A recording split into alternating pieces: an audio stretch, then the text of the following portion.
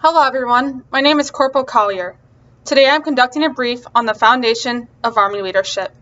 The overall classification for today is unclassified. The risk level is low. Because we are indoors, please watch out for any cords or wires and make sure they are clear of your walkway so we can prevent any trips or falls from happening. Also, if you have any water or coffee with you today, move it away from your computer so we don't have any spills today.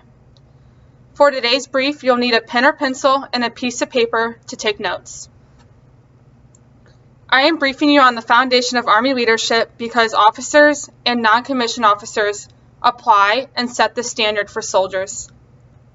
An Army leader has 3 core competencies. Number 1, lead. Provides purpose, motivation, and inspiration. Enforces the standards. Balances mission and welfare of soldiers. Number 2, develops. Sets the conditions for positive climate, builds teamwork and cohesion, encourages initiative, and demonstrates care for soldiers. Number 3, achieve. Provides direction, guidance, and priorities. Develops and executes the plans. Accomplishes tasks consistently. As a leader, how can we apply these 3 competencies? According to the Army's Leadership Doctrinal Manual, Field Manual FM 6-22, Army leadership is the process of influencing people by providing purpose, direction, and motivation while operating to accomplish the mission and improve the organization. For the success of any Army organization, there must be a strong and firm foundations on which leadership stands. Army leadership hinges on history, loyalty to the nation's laws, accountability to authority, and evolving of the Army doctrine. Reference, Mostafa and Kay, 2006, page 143. According to Farrell 2016, good leadership is not only about learning overarching leadership principles, it is about doing the right things, large and small, dozens of times each year soldiers, Army civilians, and command. Managing soldiers or barking orders at them is not effective or good leadership. A good leader leads from the front and is ready to accomplish the mission. Effective leaders lead by example and inspire their troops to carry out actions of heroism and sacrifice. To motivate their soldiers, leaders instill a pervasive attitude. Good leaders have faith in their soldiers and strive to train them the best that they can. Lazy NCOs tend to stand around and watch their soldiers work rather than being engaged in the task. With that being said, this does create a toxic work environment. And also, these soldiers are not receiving the respect or dignity. So if you're not respecting your soldiers, they are not going to respect you as a leader. Respect is super important on both sides. Leaders have the responsibility of upholding the standard and holding themselves and everyone else under them accountable. Leaders should always look out for the well-being of their soldiers. As a leader, it is important that your soldiers have trust in you and can come to you with any issues such as concerns or problems that arise in their career. Provide your soldiers with resources and direct them to get help if they are having any personal problems. Always check on your soldiers and ask how they're doing. It is so important to check on your battle buddies. You never know what's going on in someone's life outside the Army, so make sure they're doing all right. That makes you a very good leader when you're caring about your soldiers. The organization and the subordinates below an NCO should go above personal self-interest, comfort, and career.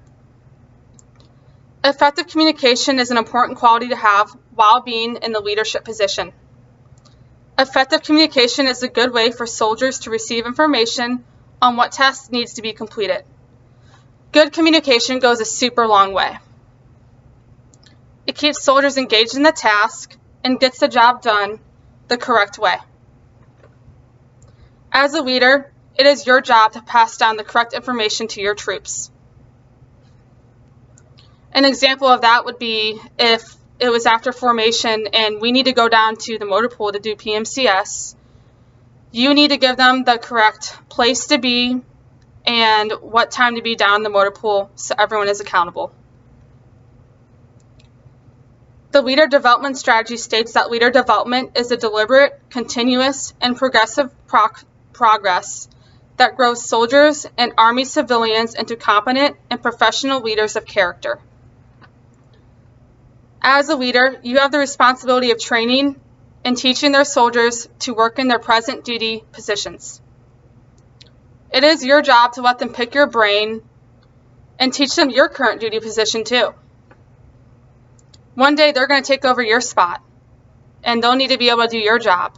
So make sure you're teaching them how to do your job.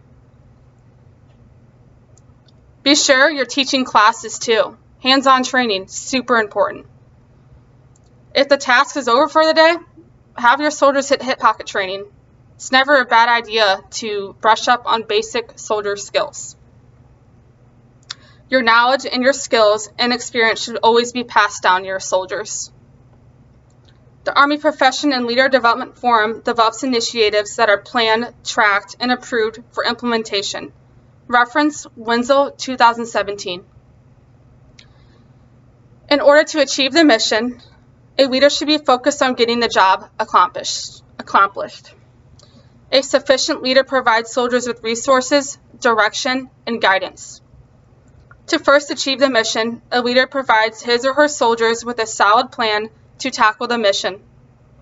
If there was no solid plan, soldiers would go in very confused and probably be out of line all over the place. Brief your soldiers on what to do and what to expect when they're going into the mission. The soldiers to your left and right depend on you. Their lives are in your hands. They're supposed to trust you. It all starts with you being a proactive leader. Make sure you're training your soldiers. If you were to be going in a combat zone, make sure they're practicing squad movements completely, like repetition every day. Repetition is going to create a clear picture of what your soldiers need to be doing when they go into mission. Once you have a solid plan, execute that mission. Execution requires confidence and trust in a team. The mission is achieved when soldiers have carried out the original plan, used effective communication, and worked together well as a team. Today we covered the foundation of Army leadership along with Army Corps leader competencies. Lead, develop, achieve.